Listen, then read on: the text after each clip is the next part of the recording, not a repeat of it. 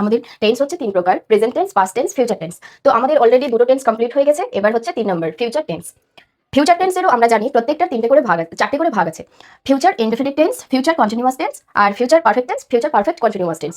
তো কালকার মতোই হচ্ছে আমি দুটো করে পার্ট নিয়ে এসেছি একসাথে, যেহেতু করলে অনেকটা লেন্দি হয়ে যাবে, তাই ছোট ছোট পার্ট করার জন্য আজকেও আমি দুটো একটা ভিডিওতে রাখবো আর দুটো আরেকটা ভিডিওতে রাখবো। তো চলো শুরু করি। ফিউচার টেন্সকে যে চারটে ভাগে ভাগ করা হয়েছে তার মধ্যে হচ্ছে future indefinite tense. Future indefinite টেন্সের রুলস কি বলছে দেখো।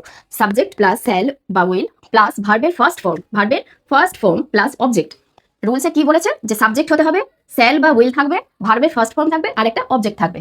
এবার দেখো উদাহরণে আছে I shall sing a song. তাহলে আই কি হলো? সাবজেক্ট। যেহেতু রুলসে বলাই আছে শ্যাল বা উইল লাগবে, তো এখানে শ্যাল হয়েছে আই শ্যাল সিং। যেহেতু ভার্বের ফার্স্ট ফর্ম বলেছে তাই সিং হয়েছে। যদি সেকেন্ড বলতো তাহলে স্যাং হতো, যদি থার্ড বলতো তাহলে সাং হতো।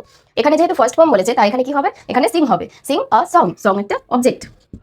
তাহলে দেখো আই দিয়ে একটা উদাহরণ দিয়েছি, একটা সি দিয়ে। C will. এখানে তোমরা জিজ্ঞেস করতেই পারো যে স্যাল কেন হলো, উইল কেন হলো। আমরা যখন মানে কোনো কিছুতে জোর দিই তখন আমরা স্যালের ইউজ করি, আর উইল আমরা এমনি নর্মালি ক্ষেত্রেও বলতে পারি, বা এটা কোনো ম্যান্ডেটরি নেই যে দুটোর ক্ষেত্রেই আমরা কেন ওটাতে জোর দেওয়া বুঝালো। বা আমরা যখন কোনো কাজে জোর দিই তখন আমরা স্যাল বলি। I shall sing a song, আমি গান গাইবো, মানে ওই জোর দিচ্ছে যে গান গাইবেই। আমরা যেরকম মাস্ট বলি, মাস্ট হচ্ছে আরো জোর দেওয়া। সি উইল, সে গান করবে। আশা করি এতটুকু বোঝাতে পেরেছি। I shall sing a song, আমি গান করব। She will sing a song, সে গান করবো।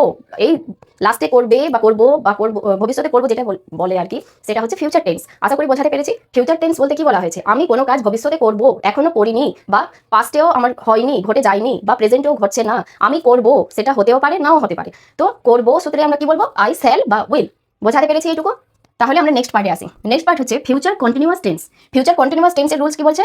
সাবজেক্ট হতে হবে, শ্যাল বা উইল হতে হবে, তার সাথে একটা বি লাগবে যেটাকে আমরা টু বি ভার্ব বলি, আর তার সাথে ভি ওয়ান মানে হচ্ছে ভার্বের first form plus ING plus object. আমি গত 2 দিনই বলেছি যে কন্টিনিউয়াস মানে হচ্ছে চলমান, যেটা চলছে, কিন্তু প্রেজেন্ট বলেছিলাম প্রেজেন্ট কন্টিনিউয়াস আর পাস্ট কন্টিনিউয়াস যে চলছে, কিন্তু এটা হচ্ছে ফিউচার কন্টিনিউয়াস মানে চলতে থাকবে। প্রেজেন্টে তো চলছেই না, তার সাথে সাথে কি বলছে? চলতে থাকবে, মানে ভবিষ্যতে চলতে থাকবে। এটা বোঝানো হয়েছে যে আমার কাজ চলতে থাকবে, আমি কোনো কাজ করব, ওই কাজটা চলতে থাকবে। সাবজেক্ট দেখো বলেছে I shall be singing a song, আমি একটা গান গাইতে থাকবো। কতক্ষণ করে গান গাইবে বা কখন গান গাইবে সেটা বলেনি, আমি গান গাইতে থাকবো। এবার she will be singing a song, আমি প্রত্যেকটাতে আই দিয়ে একটা সি দিয়ে দিই।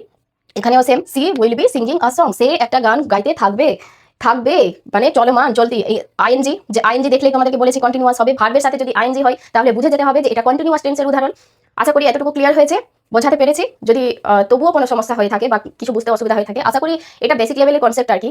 আশা করি কারো প্রবলেম হবে না। তবুও যদি কারো প্রবলেম হয়ে থাকে অবশ্যই আমাকে কমেন্টে জানিও, আর একটা কমেন্টে অবশ্যই লিখিও ক্লিয়ার নট ক্লিয়ার। আমি বারবার করে বলছি, সবাই একটু পাশে থাকো আর ভুল ত্রুটি মার্জনীয়। আজকের জন্য thank you for the watching.